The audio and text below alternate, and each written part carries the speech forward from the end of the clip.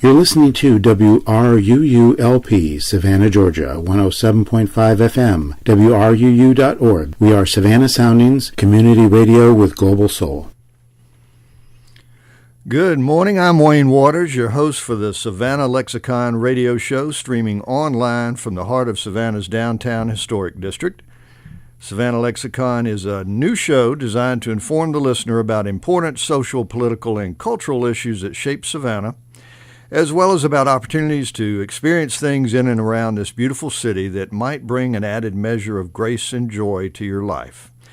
I will be speaking as we go along in future programs to representatives of the local government, of social service organizations, cultural organizations, educational organizations, to artists, writers, craftsmen and women, to purveyors of adventure, the occasional man or woman on the street, to most anyone who can help shed some light on how to live a well-informed, full life here in the most beautiful city in the nation, Savannah, Georgia. My trusty producer, Keith Baudry, and I are on air every Wednesday from 9 to 10 in the morning, and we surely appreciate you for listening. All right, today our guest is Antoine Lang. He is the Southeast Regional Director for the Young Democrats of Georgia and President of the Young Democrats of Savannah State. And we want to take a little post-election look at what occurred here most recently in the elections that included, of course, the presidential election as well as a number of local elections. Now, for the record, I want it known initially I had hoped that this hour-long show would be split in two, and I would have a half an hour with the young Republicans here in the local level and a half an hour with Antoine. Unfortunately, the Republicans were unable to join us today due to work schedules and or the holiday scenario.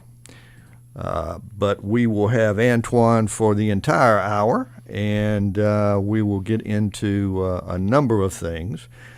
For the record, I will say, as I had indicated to both Antoine and to the Young Republicans, that I certainly lean far towards a Democratic vote generally more than a Republican. I am much more a liberal and a progressive rather than a conservative.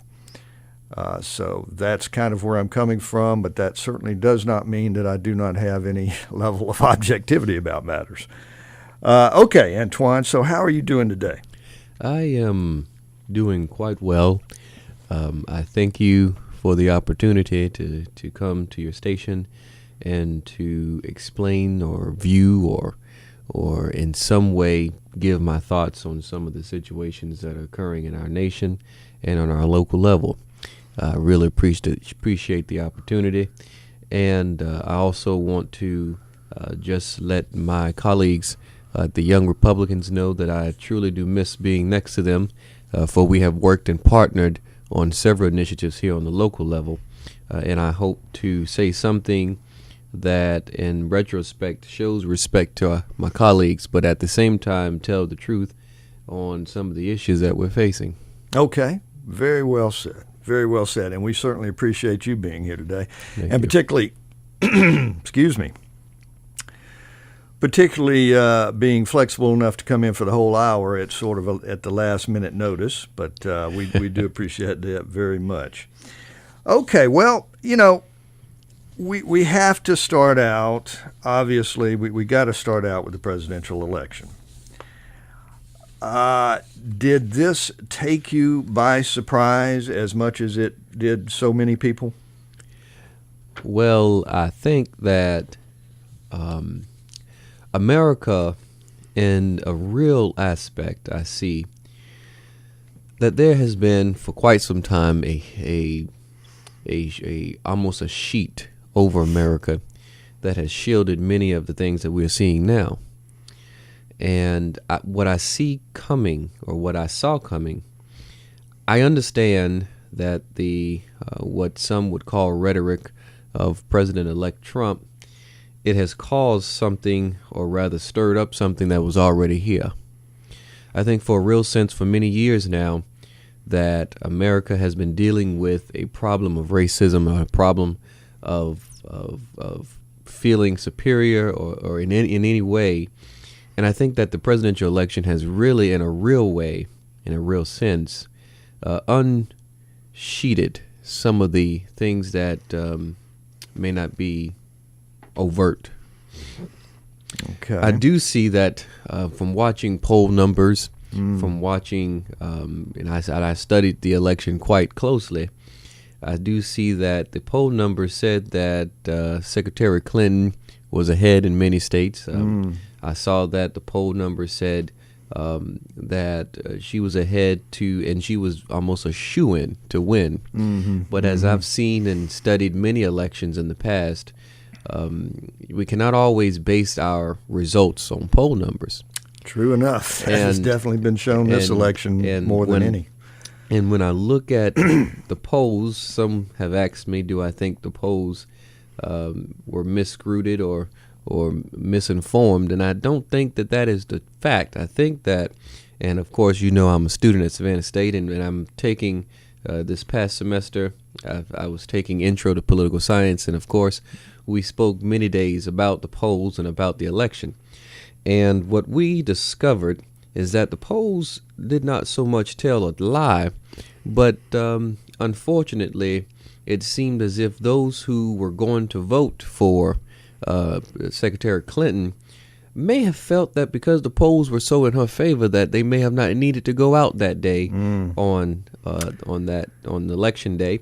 And in a real sense, it seemed as if that my professor have often said that it seemed that the Democrats felt, many Democrats felt that, well, since she's ahead, she's going to wind up winning. I don't need to, instead of going to lunch and then getting a quick lunch and going to go vote and stand in line, I'm going to just go ahead and eat lunch. And they went ahead and stayed. And then you had the Republicans say, well, I'm going to grab some at McDonald's and go ahead and stand in line. Yeah. And unfortunately, in a real sense, we have not come to grips that voting is just that important. And that is a terrible shame.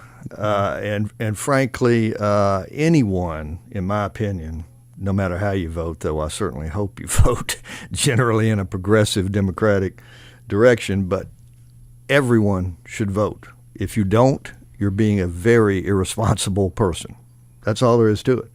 And I agree with the sense that a lot of people probably did in the early stages think that this was a lock for Hillary because, quite honestly, no one could believe that this nation would vote for someone like Donald Trump. But it seems to me as we got closer to the election, no one who was paying attention should have been thinking that way. I mean, there was clearly a lot of stuff coming up regarding Hillary that should have kind of changed anybody's perception who might have been thinking that way. But again, I go back to the idea that I don't really care. You vote. That's all there is to it. You vote. It's your duty. It's your privilege. And any adult who does not do that, in my opinion, should be ashamed of themselves. Okay, I'm going to get off of that soapbox for a minute. But we should say, according to the results that I got, and I believe this was from the election summary report of Chatham County, Chatham County had a 73% turnout.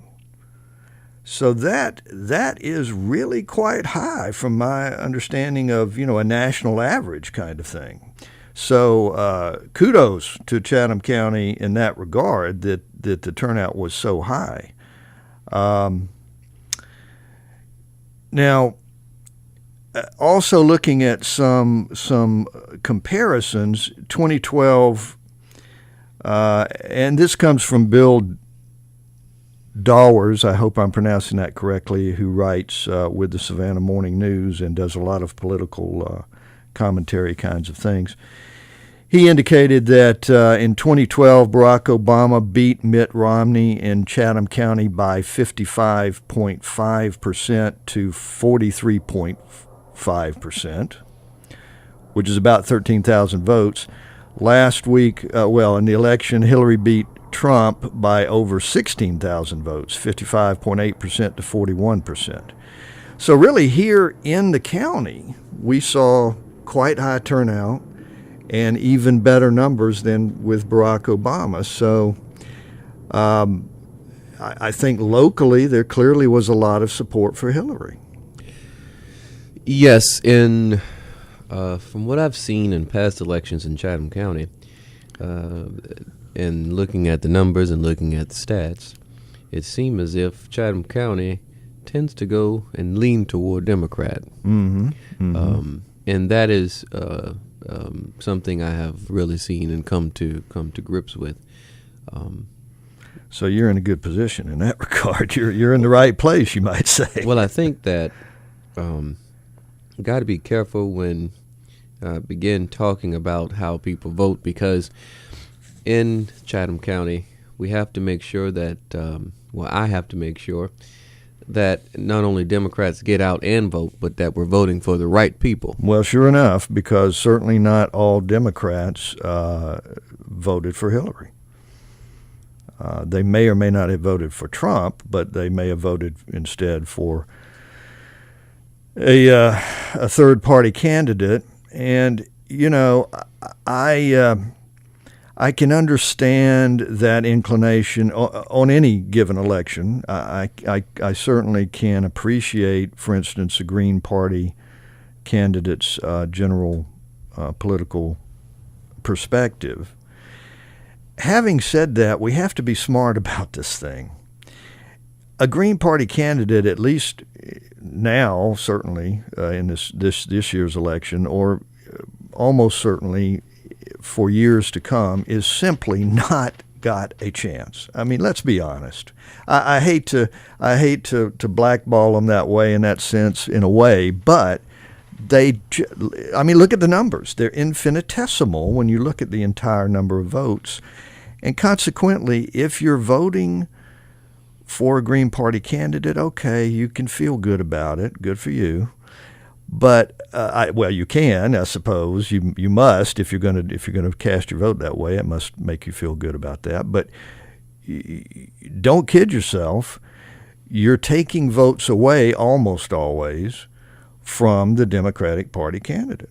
That's what you're doing. And you know, the same happened with Nader and Gore back in the day, when a significant number of voters voted for Ralph Nader, who's a fine individual, and I think again, is someone whose perspective most liberals can get behind. But nevertheless, you should realize you're damaging the Democratic candidate when you do that. You really are. There's just no two ways about it. And your candidate has no prayer of actually winning. So, yeah, that's what you're alluding to. Not necessarily the Green Party, but just any kind of third party or anyone who might vote in that fashion, I guess. Well, I think that when I look at any third party candidates, and since we're all talking about the national election, yes, right. I looked at, I believe her name is Jill Stein. And the other gentleman.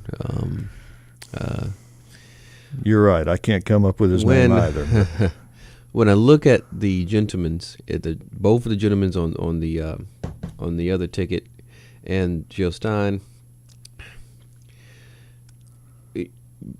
politically you have to wonder, what were they thinking? But democratically, I have to say, every party has an opportunity to run their own candidate. Oh, sure. I think that it would only be fair, and I think that it would only be right and just to allow and to, and as in pointing back to what you said, even if an individual votes for a third party, I think that because it is their right to vote, I think that they, as long as they vote. And unfortunately, if either major party is to be strategically intelligent about it, then they would put someone in the third party race who could help them win votes and not lose votes. Well, good point. Therefore, if you want to strategically talk about, because I am a political scientist, if you want to strategically talk about how a candidate can possibly win, you could possibly win by putting your own candidate as a third party person. And okay. And then, because it happens all the time on a local level, where you ask individuals who may have some kind of pull in the community and it happened even in this last mayoral election, where you're talking about the alderman at large post 2 position, where there were several individuals running, and one would say, and if you're looking at it strategically, one would say that some of the individuals that were running who got low numbers in voting could have possibly pulled a lot of those votes from certain candidates who would have won if those candidates who just got in, who had low numbers, would have not been there. So it's very prevalent on the local level, and I'm not sure about the state level so much, but I do know that on the local level, if they want to be strategic about it. But that, again, comes back to the point of both of the major parties have to do some reconstructing. Both of the major parties have to do some major inward inspections, looking at its leadership, looking at how they communicate to the local level, and ultimately how they get out the vote. And if they do not do that in an effective and proficient way, then I do foresee an issue coming up for both parties. Unfortunately, Mr. Trump has done some things that may have the Republican Party on edge. But at the same sense, I feel that Secretary Clinton and others in the Democratic Party has got to take a real responsibility. And although she did lose, I do not know whether she's going to stay off the scene or not. But I do see that the leadership of the Democratic Party has got to come together and in a real sense, communicate with the local level. And that includes the state Democratic Party helping, in many senses, the local Chatham County parties and the local county parties, regardless whether it's in Bryan County, Chatham County, Camden County. Most of the attention seems to be in Atlanta. Yeah, and sure. and if we are going to ever turn Georgia blue, it's going to have to be a conservative effort on the parts of all Democrats, including the leadership in Atlanta, to spread the resources around. Good point. Good point.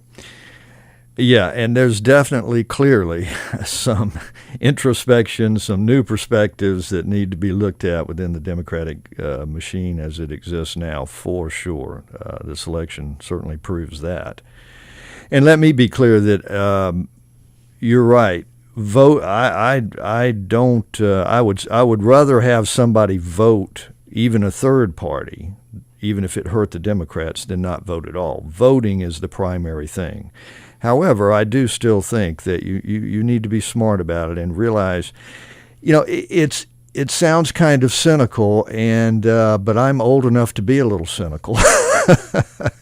And the truth of the matter is, there is, I think, a valid sense that it's okay to vote against somebody, even if you can't vote, and that, for me, that was particularly true in this past election.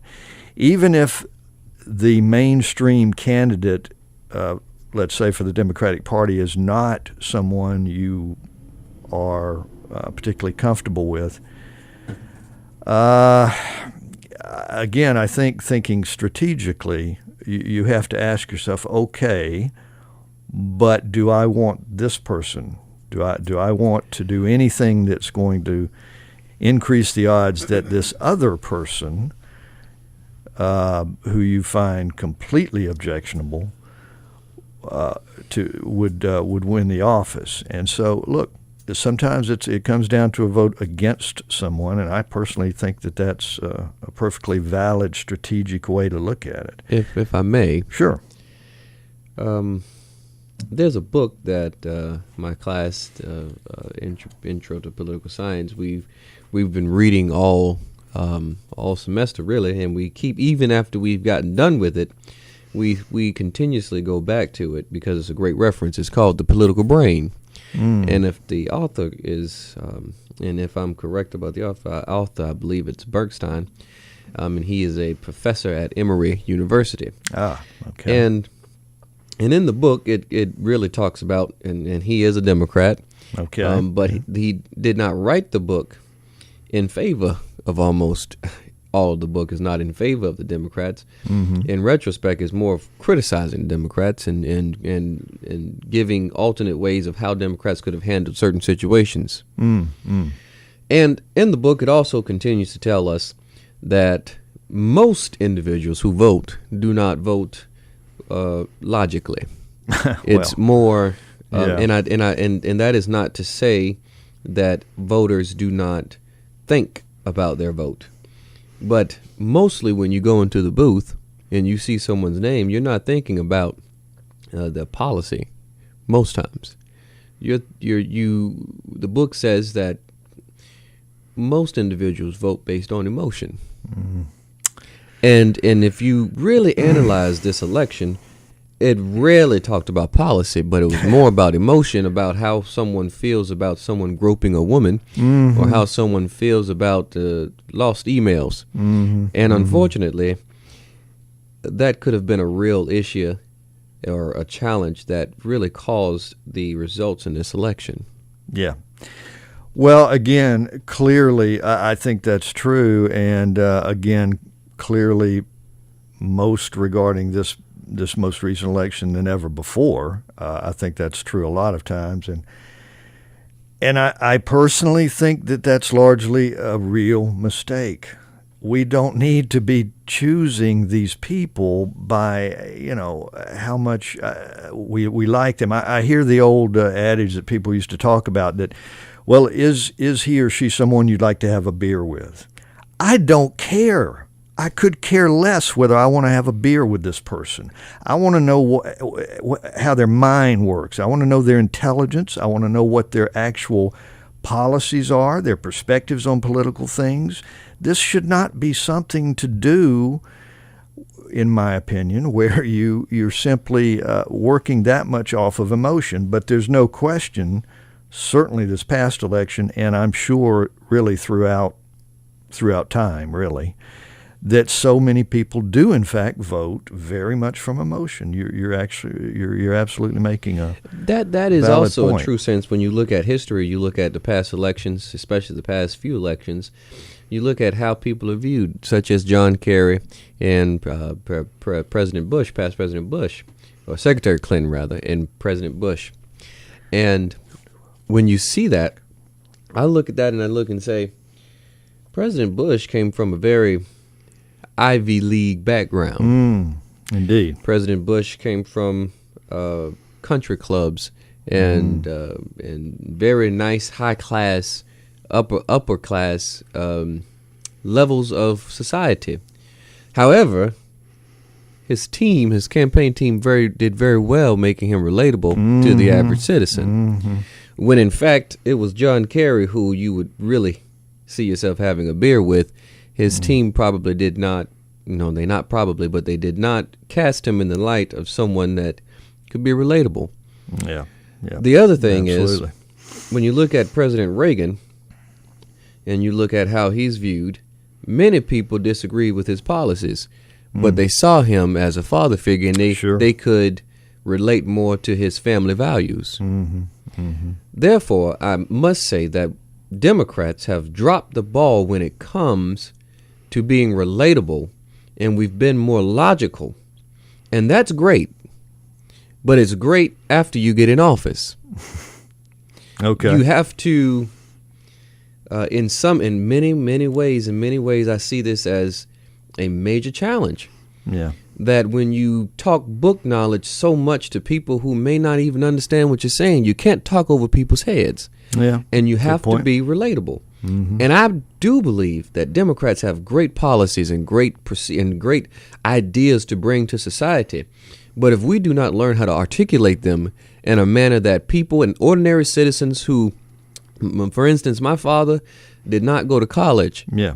However, he was a longshoreman. Mm-hmm. Mm-hmm. And in making great money, you may still consider longshoremen they are hardworking. Sure. And they are people who may not be dressed in a suit all the time, and walking around in stilettos, but they're the people who are on the ground. They're people who are working, hard-working citizens who are doing a great job and providing a great service to our nation and to our city.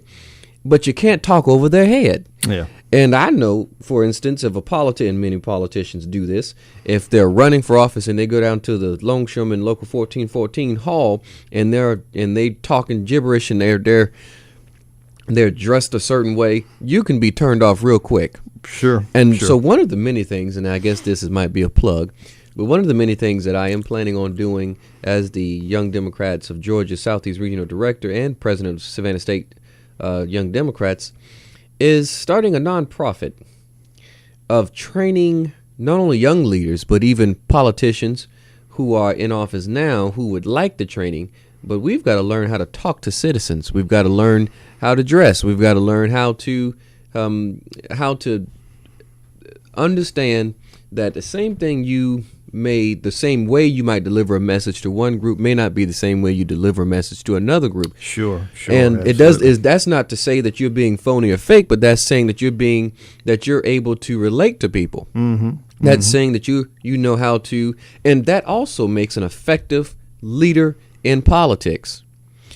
So many people get into the offices and they're not effective.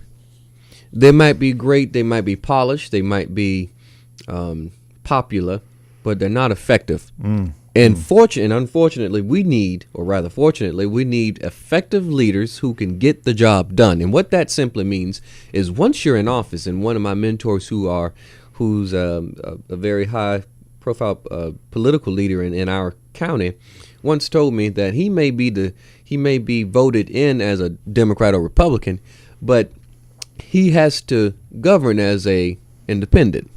And what that simply means is this: once you are elected, especially in a partisan race, as whatever position you're running for, you have to remember that you are not just that person for a certain group, but you are that person or that leader for the entire area in which you represent. Certainly. And that means that that's a melting pot. That could be Republicans, Democrats, Independents, Libertarians, and in a very vast range of religions as well, that you have to be willing to not conform, but you have to be willing to be transparent. Yeah. In a real sense. Okay. Good. All right.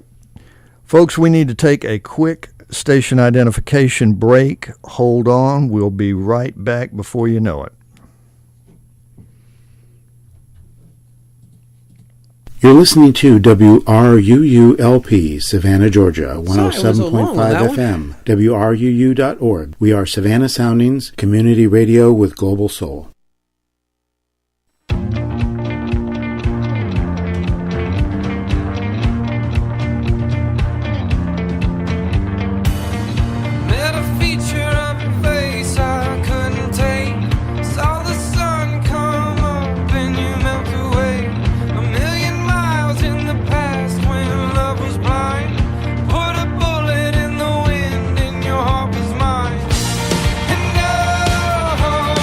Pour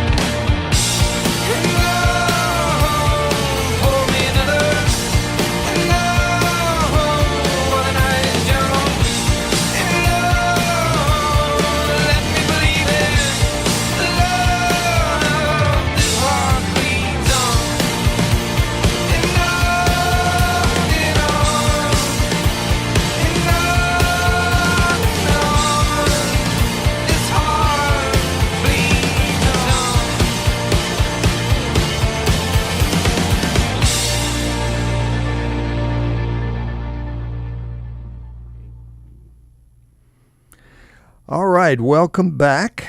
You're listening to Savannah Lexicon, WRUU. And this portion of WRUU-LP Savannah Soundings programming is made possible by a grant from Folklorico Gift Shop, offering textiles, artwork, jewelry, and other items from around the world. Folklorico Gift Shop is located at 440 Bull Street. More information available at 912-232-9300. If you're just coming in, you're coming in at just about the halfway point, and our guest is Antoine Lang, the Southeast Regional Director for Young Democrats of Georgia and President of Young Democrats of Savannah State. And we are talking about, and again, a reminder, just for the record, I did invite some representatives from the Young Republicans who were not able to attend due to work schedules and the holiday situation. So we were going to split the show 50-50, but that didn't turn out to be. So Antoine kindly offered to come in for the entire show, the entire hour, and it's been fascinating so far. Thank you again so much, Antoine. My pleasure. I did want to make a point, and we're gonna switch now from the national presidential election and the national scene to kind of the more local at this point. I did want to make a point. Last segment, I talked about the fact that Hillary beat Donald in Chatham County by over 16,000 votes. And it's interesting the way that things are split up in the Savannah metropolitan area, which includes Effingham County and Bryan County. Bryan County quite mirrors Chatham County in that, no, I'm sorry, let me eat my words. That's not true. It's Chatham County that voted significantly more for Clinton. Effingham County gave a whopping 76.4% of the vote to Trump. And Bryan County, Trump took 69.8%. So in the metropolitan district, the other two counties lumped in with Chatham County have a decidedly different political perspective there, apparently. Okay.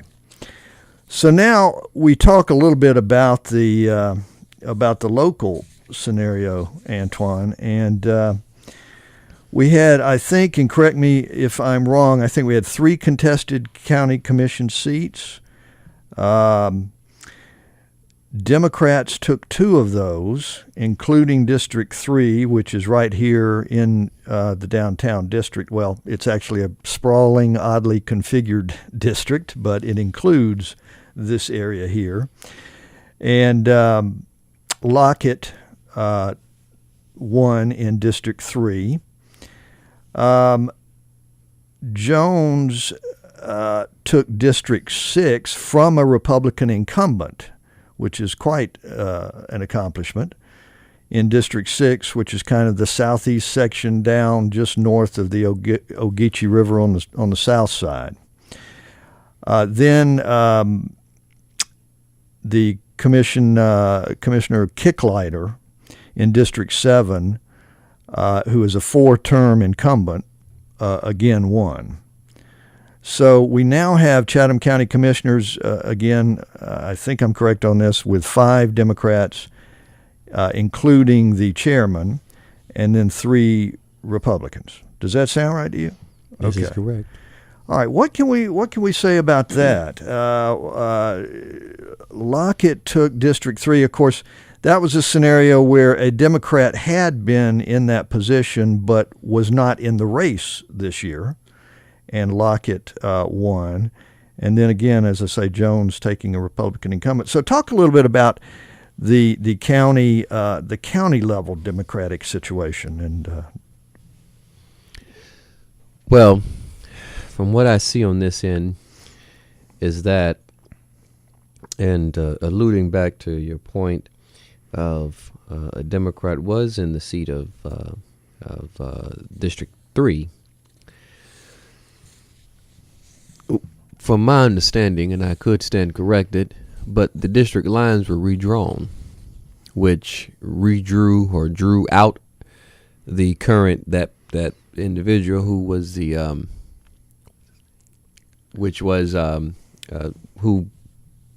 the former commissioner drew him out, and unfortunately he didn't live in that district anymore. Right, that's exactly right. Also ran, which was Tony Center, who ran against the current sitting chairman, Scott. Right. And Scott won. And Scott won. Right. Okay. And Bobby Lockett, now Commissioner-elect Lockett, did a great job at campaigning and getting his name out there, which his name had already been out there. He's one of those individuals who have helped get many other people elected and have served quite well in this community on different boards and commissions. Yep, exactly. And I do believe that one of the greatest accomplishment of this election was what you said, Mr. J. Jones, or Commissioner-elect Jones now, who was able to pull out a great victory. Nothing against former Commissioner, or rather she still is Commissioner, Brady. Right. But when I look at that, and I hope she hears this, you have to get out and meet the people. You cannot always depend on your name to get you back into office. You have to be relatable. You have to get out to people, and you got to meet people. You guys see people face to face, and you can't every now and then come to just the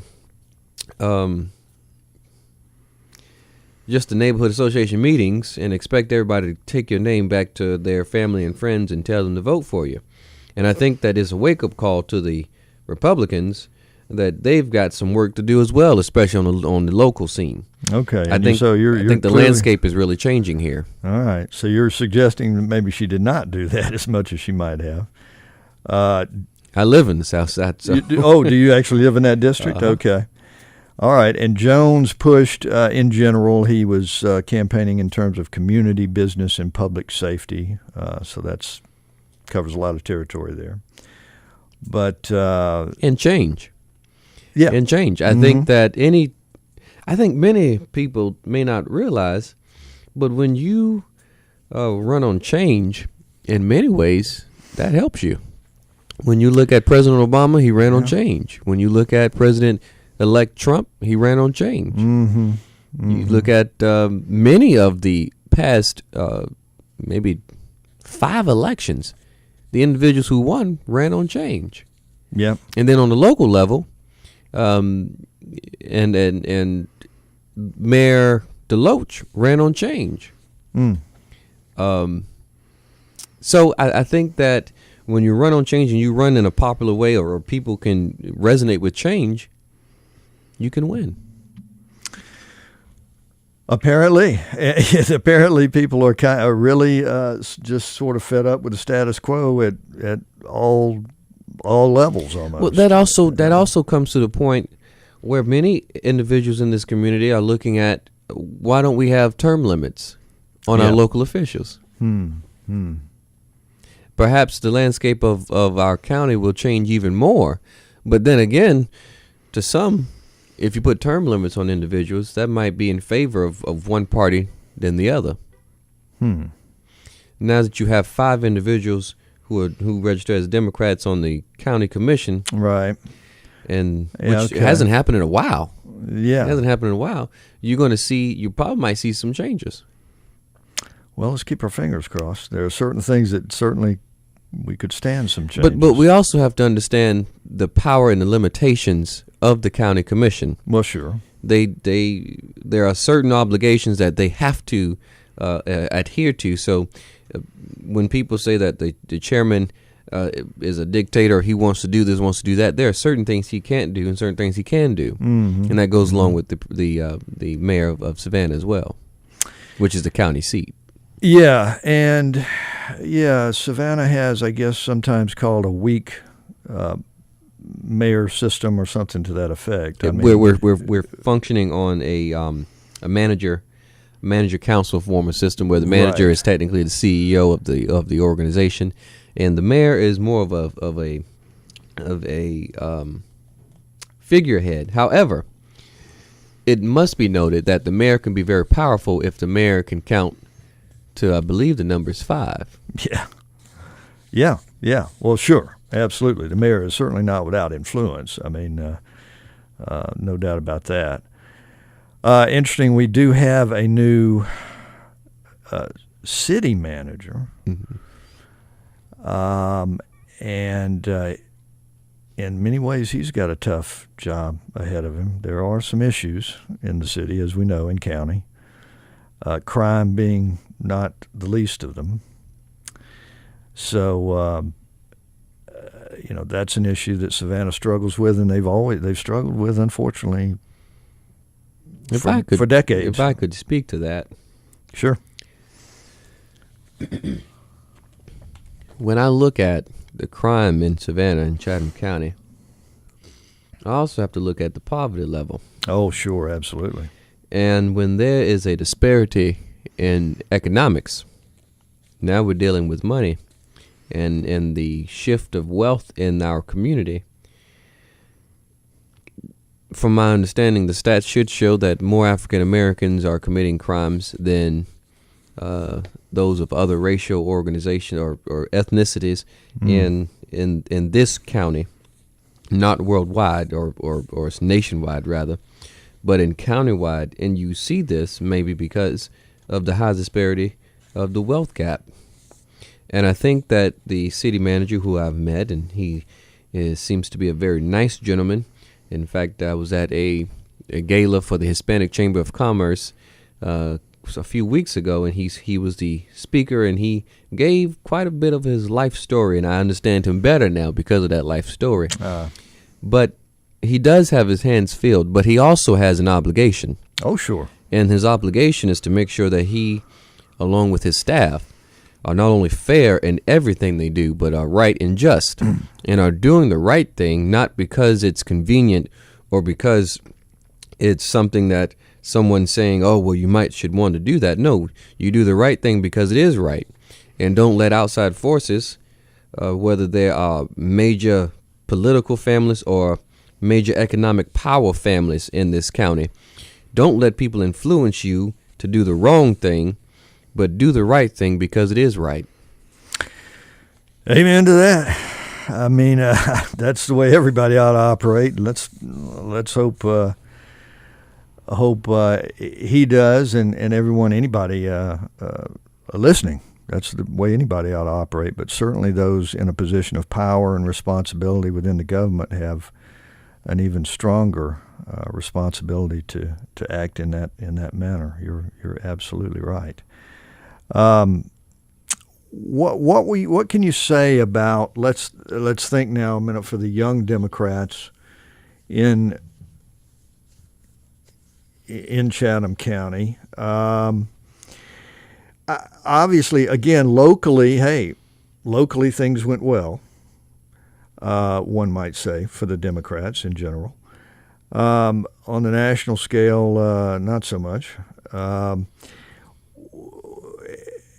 What do you do now? You sort of almost have a feeling you sort of have to regroup after this election. Does it change your perspective or the way that you guys will sort of look at things or pursue various kinds of activities? Well, I think that, and I can kind of share this with you. I played football in high school. Yeah. And one of the things, and we always played a school called Camden County High School. Right. Who would whoop everybody's butt. But even though we kind of knew that they were going to always almost win because of that, because they were just big bad boys, we did not start preparing for the season in November or August or October. Right. We started preparing for the season months in advance. Right, exactly. Yeah. And I think that in a real sense, not only the Young Democrats, but the Democratic Party is going to have to do the same thing. Yeah, let's hope so. We can't wait till the next election cycle to start registering people to vote. We can't wait for the next election cycle to start pushing certain agendas. we're going to have to sit down at the table and get rid of these differences that people have of power struggling. People want to be in control of this organization or that organization, and going to ultimately have to come together and say, listen, this is our agenda and this is what we're going to fight for. And in a real sense, I see that if we do not do that, if Democrats or Republicans do not do that, we're going to have some major challenges in the future. And this is what I'm proposing, that on these off years, starting now, in another 2 years, we have another representative and I think, state representative race. We have some state races, and also the United States Representatives House is in 2 years. So we have some things coming up that we cannot wait until 2018 or 2017 to start doing anything. This is true. We've got to start now regrouping, not only having meetings, but having productive conversation that is followed by action of recruiting well-qualified candidates. And when I say qualified, I don't mean people who just have a whole bunch of money who can afford to run. I mean people who are after the heart of the people, after the good of the people. Yeah. And individuals who are intelligent and have vision. And that goes for both Republicans and Democrats. Fortunately, I'm wise enough to understand that all Democrats are not going to win every seat in every district. Well, that's for sure. Therefore, I have to be, and I'm not naive to think that, so I have to be conscious of the fact that I want even my counterparts on the Republican level, on the Republican Party, to be well-educated, well-versed, Sure. Be well-read, to have a vision for our country that is not contrary to the principles of our country, but are transparent to the good of the will of the people. And I think that, unfortunately, we have many people who may not have substance. And you've got to have substance in order to be an effective leader. On both sides, the Democrats and the Republicans. Yes, absolutely. Well, you certainly should have substance at least. Absolutely, you're right. Let me just jump for a minute, and we were focusing mostly on the national presidential election and on the local scenario. I did want to mention, though, at the state level, we talked about the Georgia constitutional amendments, which was interesting, and Amendment 1 addressed state intervention in public schools that were found to be chronically failing. And that one was voted down, essentially, overwhelmingly. We had an amendment addressing generating revenue for the Safe Harbor for Sexually Exploited Children Fund, which was voted up, approved. Amendment 3 addressing replacing the Judicial Qualifications Commission, which would have essentially, in my view, made it a sort of a political, too politicized. But to vote for that is what happened, yes, and I think that was the right way to go. Amendment 4 addressed the allocation of revenue generated from the sale of fireworks, part of the money going towards health and safety concerns regarding that. It's interesting, 84% of Democrats voted in favor of the first question about state intervention in public schools. 16% voting against it. So I guess not surprisingly, Democrats are more open to the idea in general that the state intervention, the larger government entities' intervention, is not necessarily just a bad thing. People have different views, particularly that particular question, but it is telling how many Democrats voted in favor of that. 89% of Democrats voting in favor of the second question, Amendment 2 about generating revenue for Safe Harbor. 88% in favor of replacing the Judicial Qualifications Commission, and 80% voting in favor of the allocation of revenue generated by the sale of fireworks. So that's just a brief rundown of the Georgia constitutional amendments. Any thoughts or ideas regarding that? I'm throwing that out to you, just blindsiding you here. Sorry to use a football term. You mentioned playing football. I'm kind of blindsiding you on this. But anything come to mind regarding that? When it comes to the First Amendment, and I guess I'll run down them like that.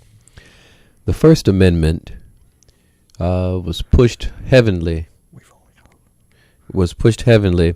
to say no, and for right reasons. Mm-hmm. The individual, individual cities and counties that have tried that in other states have failed, and I think for the overwhelming majority of people who understand that principle, knocked it down. Yeah. The only other thing I'm going to say about the other amendments is I want to make sure that every penny that's collected goes to what we said it goes to. Right. Don't want third parties who may have a contract to deal with the health and situation get more of the money, and it just funnels right back to some politicians' pockets. Right. So and just for we got to clarification, make sure we follow the money. Just for clarification, should be obvious, but you're not talking about a third political party. Right. You're talking about third party as companies in private sectors. and private sectors getting involved in this. Okay, we're getting low on time, and I do have a few statements to make and things to say. So let's go into that just a minute, and we'll see if we have any time left on the very end. Just a couple of things. Just wanted to make some announcements of some things going on. The Holidays on Broughton is going to be happening this Friday, November 25th, and there will be a 5 p.m. lighting of the Broughton Street holiday tree with musical performances, and of course Old St. Nick is going to arrive. And they're going to have a sort of a special sales and Christmas kind of activities on Broughton. Each Saturday, beginning this coming Saturday, the gala event, so to speak, is Friday, November 25th at 5 p.m. with the lighting of the tree. But then starting Saturday and going through Saturday, December 17th, there will be special activities along Broughton Street. They're going to have some sales in the stores. They're going to have what they call a pop-up toy store, children's store, Punch and Judy's pop-up children's store at 25 East Broughton Street, which is going to be there through the holidays. Lots of other shops are going to have extended hours of operation, holiday shopping incentives, and all that sort of stuff. They're actually going to have 3 hours of free parking that will be on Thursday and Friday during the Holidays on Broughton event. You can find out more at www.holidaysonbroughton.com. So that's one thing I wanted to make sure that people knew about. The other thing is a somewhat similar event. It's going to be a special one-day event on December 1st from 6 p.m. to 9 p.m. And it's called the Liberty Street Lineup, the Liberty Lineup. And businesses on not only Liberty Street, primarily Liberty Street, but a little bit on Broughton Street going north and south, on East Perry Street and East Charlton Street. Those stores are going to be open later on that particular day, again, December 1st, from 6 p.m. to 9 p.m. And they will have some special lighting, and there will be some probably some food offerings and maybe a little music and all of that sort of thing. So those retail stores on Liberty and the other streets in that general area. Okay, we've run out of time. I sure appreciate you listening today to Savannah Lexicon on WRUU-LP. and we will be back at the same time next week. And I want to make sure to wish everyone a happy holidays, happy Thanksgiving. We'll be talking to you before Christmas, so I'll save that one up. But certainly a happy Thanksgiving this week. Happy Thanksgiving. And yes, and I want to again thank. Happy Thanksgiving. Yes, absolutely. Want to thank Antoine for coming in today. And listen out for us next week. Take care.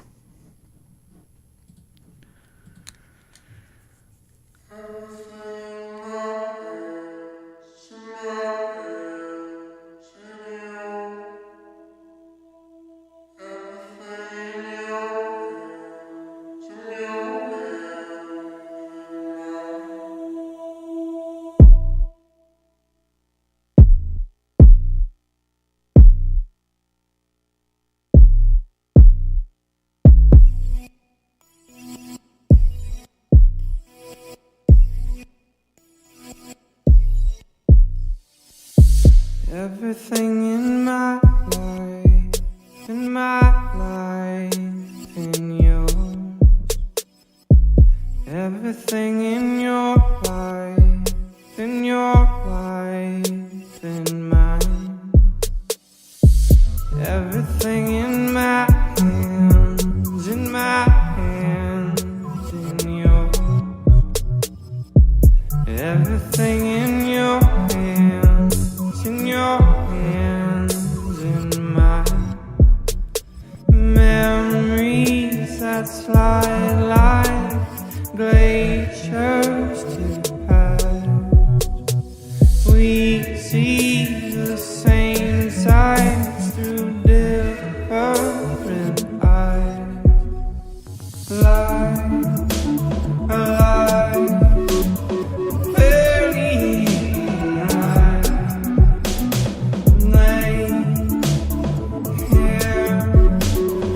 Come to me, and so alone, I'm falling out of faith. Now I know destiny won't wait.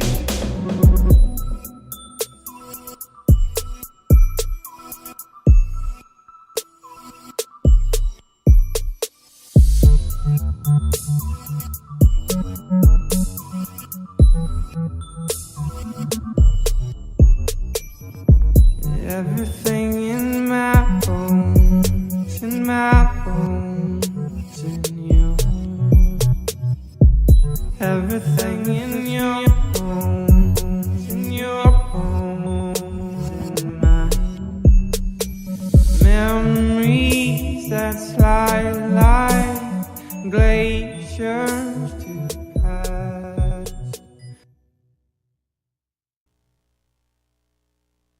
You're listening to WRUU-LP, Savannah, Georgia, 107.5 FM, WRUU.org. We are Savannah Soundings, community radio with global soul.